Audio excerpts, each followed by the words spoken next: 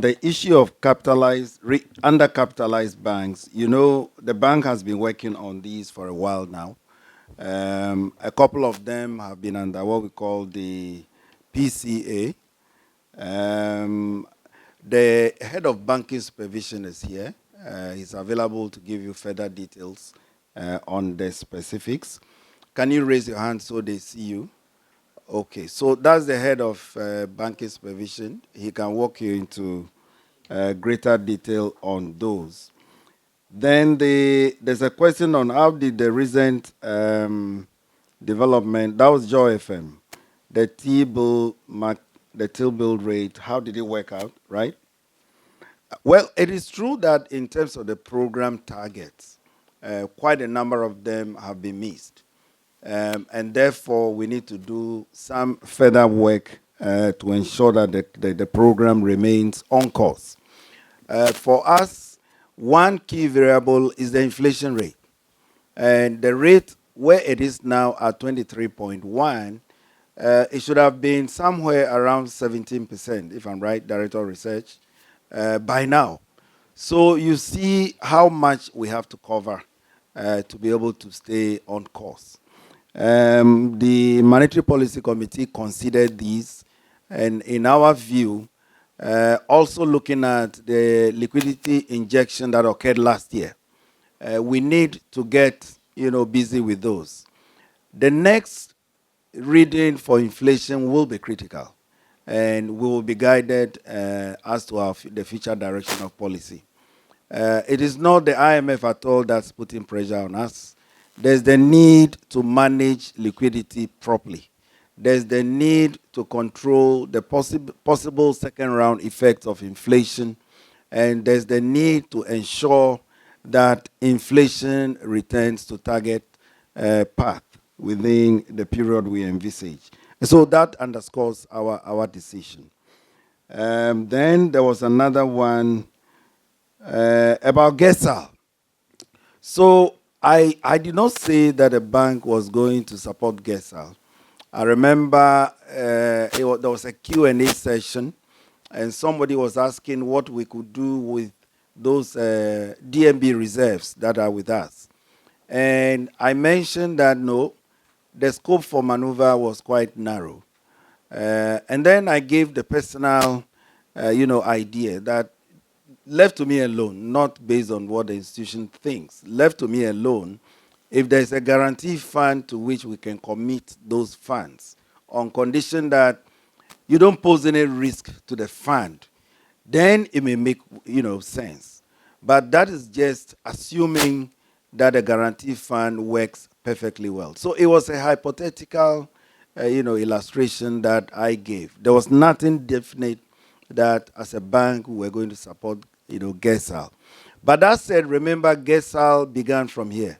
We began it somewhere 2014, 2015, until later on it got moved to under Ministry of Finance. That notwithstanding, we are still committed to its objectives. We think that that is one setup that we can transform to be able to support agriculture, at least indirectly. Then the next question was on the falling interest rates and on government instrument. So let me explain that we have the central bank monetary policy tools, and then we also have the government instruments. The objectives of the two are different. Whereas we seek to sterilize, we seek to manage liquidity conditions, right? Government seeks to finance, all right? They seek to do their financing, they seek to do the heavy lifting they have to do. And so the objectives are not the same. But that notwithstanding, they need to complement each other. And let me assure you that we are conscious of what is going on. The decline in yields on government instruments is welcome news. That is very good cash management the Minister of Finance is doing. The point the MPC is making here is, given the liquidity conditions we have currently, if nothing is done, if we don't manage that liquidity condition properly, we might see inflation, going up even further, or there'll be a delay by way of the disinflation path, for which we have to, take these measures. And at the end of my presentation, I also mentioned that condition on the next readings, condition on what happens to inflation going forward, the committee stands ready, to get onto an easing path. We'll continue monitoring it on a day-by-day basis. We implement these decisions through our financial markets department. And so, mind you, on a daily basis, we are looking at the impact of our policy. We are looking at how the objectives for which the policy decisions were made are being met. It's something we are going to continue reviewing until the next MPC date comes again. America is doing what it's doing. We have to do what's good for us as well. What is important is to reduce our risk exposure that emanates from any action that the U.S. government takes. And that is what we reflected in the statement. But on the gold coin, yes, the gold coin was introduced sometime last year, I guess. And broadly, gold and gold-related, instruments have been doing pretty well. But yes, the gold coin, the rollout needs to be looked at again. My information is that we've been meeting with banks. We are trying to, put some life back into it again. And so very soon you'll see some action as far as the gold coin is concerned. It's a good instrument. It's a good, investment alternative. If you notice in this country, you can only do two things. You buy T-bills, three actually.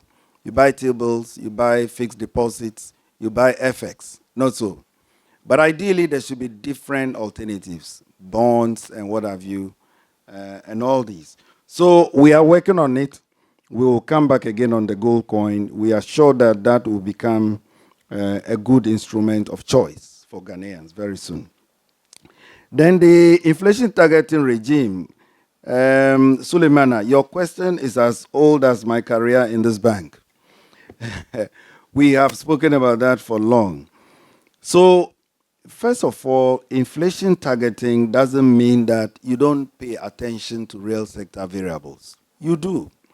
If you look at the range of data we had to look through in the last 3 days, I tell people that the name inflation targeting is what the problem is. It gives the wrong impression. If you observe how it works, compared to what the regimes were before, previously we used to have the direct controls. Those of you who are old enough, then we moved on to the monetary targeting regime. We tried many, many alternatives. Inflation targeting only means that you use all the data available to you, that you are forward-looking in taking your decisions. You notice when I presented the statement towards the last part, I made the point that condition on what goes on, the committee stands ready to reassess the situation. We are forward-looking in that regard. So the workhorse of inflation targeting is not a problem. The workhorse is fine. What has been the problem for us in this country is the shocks that have been confronting the economy, the administered prices, etc. Anytime those shocks hit the economy, it takes the inflation path out of course. So when I came in, I proposed a number of things. And the aim is to improve on this workhorse of inflation targeting. I've outlined a number of ways. For example, the area of transparency, greater transparency, so you get to see what goes on. We have started work on that. By the next MPC date, you will see a number of reforms that we are implementing, just to allow you, to understand what is done. When we have to increase rates, you can appreciate why we had to increase rates. A number of other areas that we are going to be reforming, even the model itself. The issue of jobs came up during our deliberations.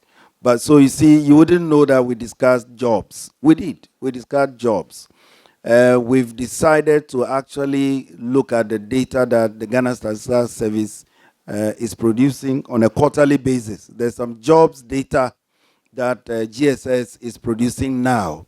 We are going to be working with that, and I look forward to when we'll begin to tell you how much by way of jobs creation, what's going on in the economy. So the workhorse of inflation targeting is not the problem. The problem we have had is the macroeconomic shocks that have been confronting the economy.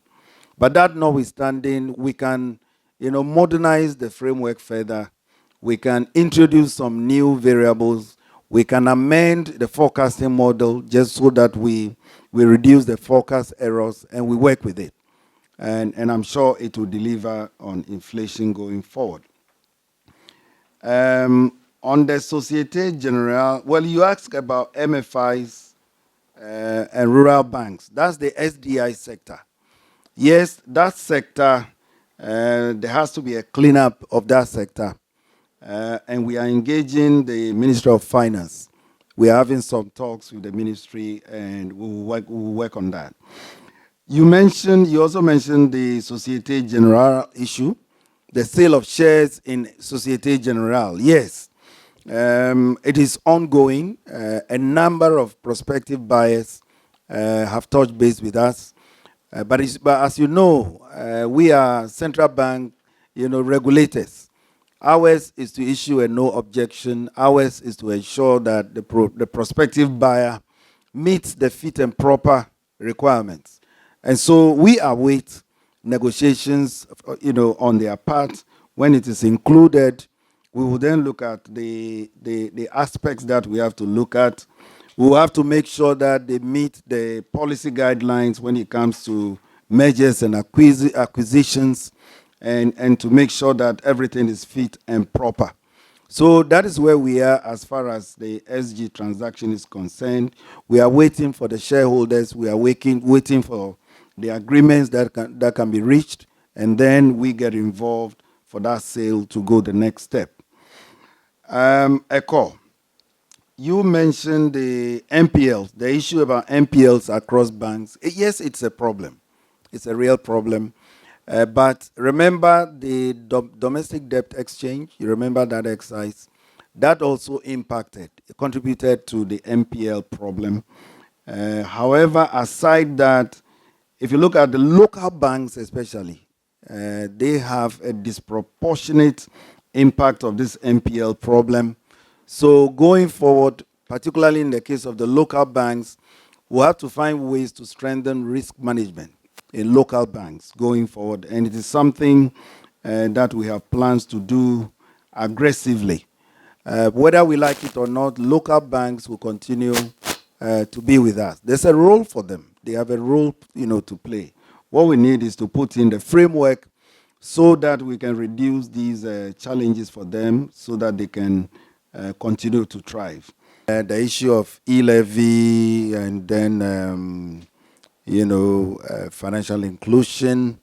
Yes, it is welcome news. I believe that the minister has worked the math so that the removal of E-levy turns out on net terms to be a beneficial move. That said, anything that goes to promote innovation, the removal of E-levy, if that goes to promote innovation, it is welcome news. People are now asking for digital banking licenses. They're asking for standalone banks where it is not based on brick and mortar. All they have is an office somewhere, but then they are operating in the whole country. And when we complete work on the regulatory framework, in the future, we may see some of those emerging. So all those are based on innovation, banking on your mobile phones, etc. That is the next step in our development. So it is welcome news. We look forward to the impact, and we will take it from there. The publication of Bank of Ghana's accounts, I guess, is supposed to be done just like other corporates by the end of March. However, this time we might do it end of April. You are allowed to ask for a dispensation, so we are likely to do it at the end of April. I'm trying to figure out why you are interested. Anyway, so hopefully latest before end of April, you'll see our accounts for 2024. The cocoa sector, that should be a question for Cocoa Board. But what I know is that they've worked out an alternative way to raise money to finance cocoa purchases. So they've got some of their off-takers to be pre-financing these, and I think we've seen quite a significant level of inflows coming into the country for cocoa, for buying cocoa. And so we want to believe that Cocoa Board is on top of its job. The cocoa bills were introduced many, many years ago to help, mobilize Cedis for that purpose. Unfortunately, you know the story about the cocoa bills. My prayer is that going into the future, we are able to bring back life into instruments such as that again. Then the tiered banks question, it's one question that also keeps coming up. In other words, should we continue the universal banking regime? Should it be same banks, as we go on? The thinking is that there could be flexibility at some point, but no matter what it is, no matter how flexible you want to be, the bottom line is that any bank must be adequately capitalized. So whether it's a tier 1 or tier 2, remember, you must be adequately capitalized. And so, yes, I agree with the need to have a tiered banking system sometime in the future, or in other words, to relax the universal banking so we can have some specialized ones. We can have that debate into the future. Where we are now currently is to make sure that all banks are adequately capitalized. All 23 banks are well capitalized, and that is our focus currently. Then the review of the dynamic CRR, I've already made that point. It is our intention to review that framework. It was introduced for a specific purpose. I'm not sure to what extent it has stimulated credit growth. But certainly what it has done is it's been able to mobilize a lot of liquidity, out of the system, which is not bad in itself. But going forward, considering the fact that it's a huge tax on financial intermediation, it makes sense to look at what you want to do to relax it. But relaxing it comes at a cost. You'll be injecting massive liquidity back into the system. So it's not an easy decision to be taken just on the face of it. The point I made in the statement was that the committee thinks that we should look at the numbers properly. Already we have a lot of liquidity out there for which we have had to hike. You don't want to do this to worsen the liquidity conditions further. Otherwise, you might end up hiking and hiking again. So we decided to continue reviewing the regime, and I believe by the next MPC round, we'll see the picture clearer and we'll look at what to do. So the commitment is there. We are committed to look at the dynamic CRR regime, but certainly not starting from this MPC round. Now, the collapse of banks and the SME stories, etc. Well, talking about SMEs, it is true they are specialized, companies. And most of our companies in Ghana are SMEs. So therefore, it makes sense to ensure that SMEs, the financing needs for SMEs is always safeguarded. But that said, banks always have to be well, capitalized. Otherwise, their operations become unsustainable. I don't want to go into what happened in the past. That would be another debate altogether. But just to say that, yes, we are committed as regulators to ensure that banks remain resilient.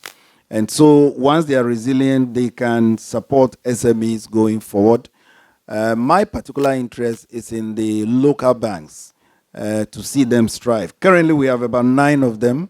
A significant number of the 9 need, to some form of support. We need to encourage them to be able to compete with the foreign banks, and that is where our focus must be. Then the gold board, and then our gold purchase program and the likes. You heard about the gold for oil program, etc. The Ministry of Energy is currently conducting a review of the gold board framework. We are also involved in that review, and we want to look at what takeoffs we can take out of that. Now, we are hoping that the gold board, will take over these operations, and so therefore we will be left with building our reserves at the end of the day. And I must say that the Bank of Ghana will be represented on the board of the gold board. We will be part of that exercise, and so we will still be indirectly working with them. The G4O is not likely to continue, and I've made that point already. After the Ministry of Energy completes its audit and its review, we'll come out on the next steps as far as the gold board is concerned. Then the last one was on the publication of submissions. Yes, I mentioned it on Monday that we are moving to that regime. And I can assure you that on Saturday you'll see it in the daily graphic. On Wednesday, you see it in the Daily Graphic as well as a few other newspapers. Now, it's not going to have the names of the members. You would only see the number. MPC member 1 said so and so and so. Because the main point is to try and understand the reasoning, behind the decision, which is important. I mentioned that it was a majority decision. So that goes to suggest that it's not everybody, on the committee that said hike. There may be a few people that said something else, but at least you get to read their arguments and also read the arguments of the majority that went for a hike so as to understand whether the decision that was taken was in the best interest of Ghana. So we are happy to take these reforms on. You will see a few other reforms at the next MPC round. But that said, let me thank you for your questions. This has been my very first MPC. I have enjoyed it. Many of you know me already. I look forward to working more with you. And as I said, there will be many reforms. The idea is to make things more efficient. The idea is to strengthen our monetary policy going forward. And the idea is to support government in achieving its aim. So I thank you very much. Thank you. Governor Dr. Johnson Asiama, I think we've all enjoyed you as well. And it's as if it's not been away at all.